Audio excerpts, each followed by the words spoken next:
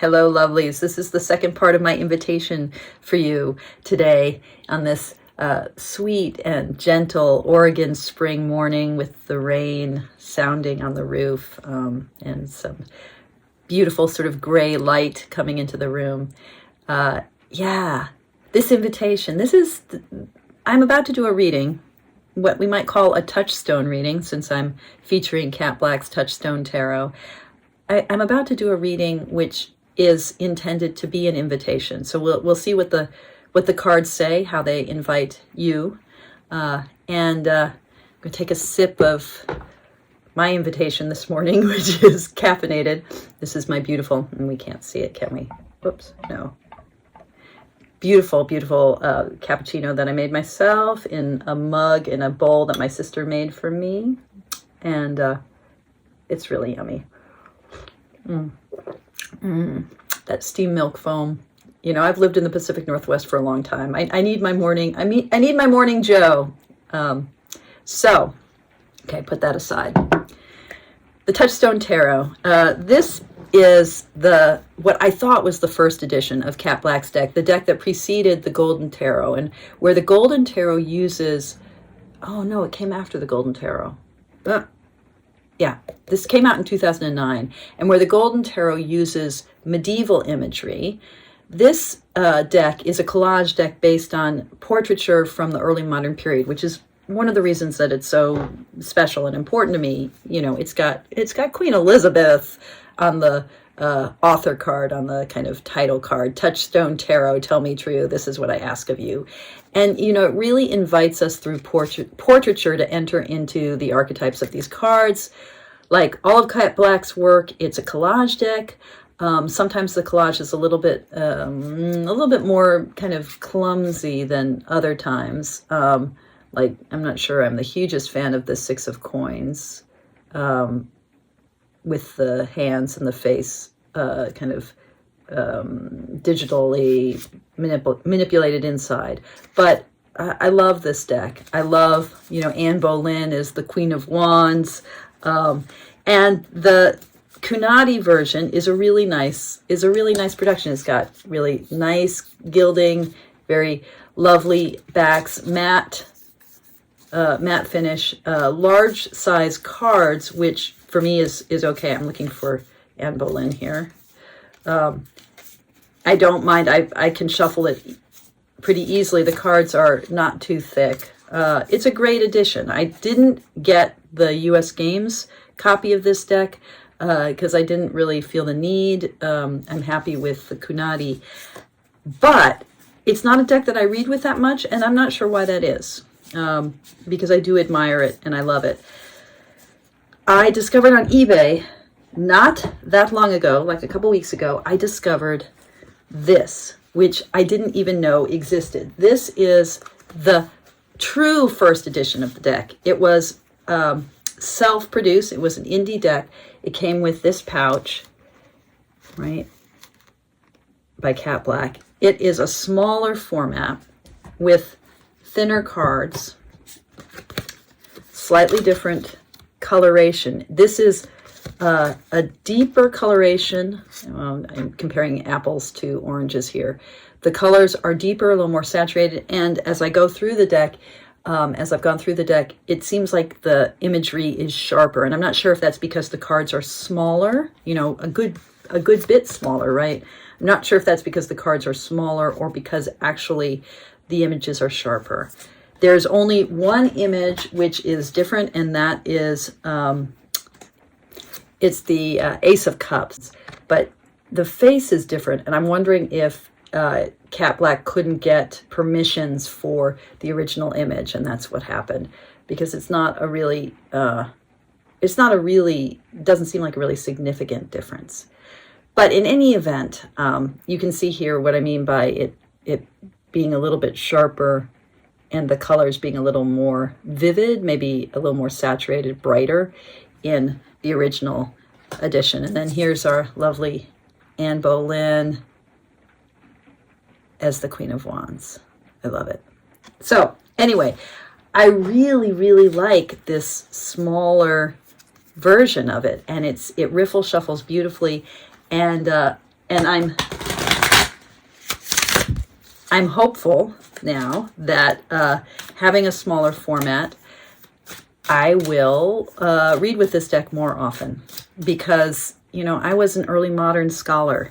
That was my first career. I was a Shakespearean. I studied Petrarch, was the 14th century poet who influences the 15th century emergence of the tarot. You know, these are my guys and my gals. Queen Elizabeth, I mean, holy cow. Come on, Eliza. Yeah. She's my touchstone. She herself is, although, you know, theoretically a virgin, that was the iconography of her. She is the Queen of Wands for sure. And the King of Wands, and the King of Swords, and the Queen of Swords, and all of the monarchs. She is them, Eliza. Okay, so Cat Black, thank you for your tarot decks and Touchstone Tarot. Let's do this inviting. What invitation do we want to offer to whoever sees this video? What is your invitation to them? 5 of Coins. Yeah. Oh, you know, a card, the poverty card, the scarcity consciousness card. And in this depiction with the little one, the younger figure, desperately looking inside, wanting to be on the inside, with the hand of the elder on their shoulder, looking out toward us. So this invitation to come in, you know, not to feel so much on the outside. You know, how do you allow yourself to enter in, to feel welcome? I mean, this, I just realized this actually is an invitation card, right? It's like, come on in. Don't be shy. Don't feel shut out. Yeah. So in terms of the specific invitation I wanted to offer all of you this day, this morning for me, yeah, I want you to feel invited into the Mindful Tarot community. If this video is coming to you, if my vibe, my way of talking about the tarot appeals to you, let's work together. Touchstone Tarot. So what else about this invitation? What might be holding people back? The 8 of Cups. Yeah, so, you know, this sense of the spiritual seeker, and a sense that going up the mountain, what you perceive to be the mountain, to reach your spiritual goal, that may feel really lonely, and that may feel really arduous. Also, the sense that you have to leave the cups behind. You know, the 8 of Cups, the classic imagery that the cups are in the foreground and the figure, we see their back and they're heading up the mountain, or heading up toward the mountain, the pilgrim about to go on their pilgrimage. This wistful figure who's looking out of the canvas toward us, but not making eye contact with us, with that eagle in the background. How do we make this journey? Because a journey is probably beckoning, right? How do we make it? It may feel daunting. So how does company and companionship work with that? And the Ace of Coins. So imagining that we live in a world of abundance and fullness. All of Cat Black's aces in this deck and the Golden Tarot are angels. So really feeling that sacred, divine sense of riches, of comfort, of companionship, of the beautiful world of nature, of natural process, of time and growth. This is all here for you. This full coin, this full moon of an opportunity is all here for you. And Touchstone Tarot, what might we want to let folks know about me? What might be helpful for folks to know about me? Oop, upside down. Yeah, 9 of Coins. Okay. I'm in my garden. I've got what I need. You know, this figure, the Nine of Coins, that sense of having arrived, and the lady in the garden, she's got her falcon that's hooded, the bird that can go and come for her, get her everything she needs. I love this cello in the background, that sense of music and bounty and fullness and having arrived. I have what I need, which means I'm in a position to give to you. This is my invitation, my second invitation today. Touchstone Tarot, is there anything else that we want to share? The world. Yeah, it's all here, people. The mandala that the tarot presents, the fullness of the tarot. The tarot continually gives us everything we need. It's got the whole world. It's got all of your world.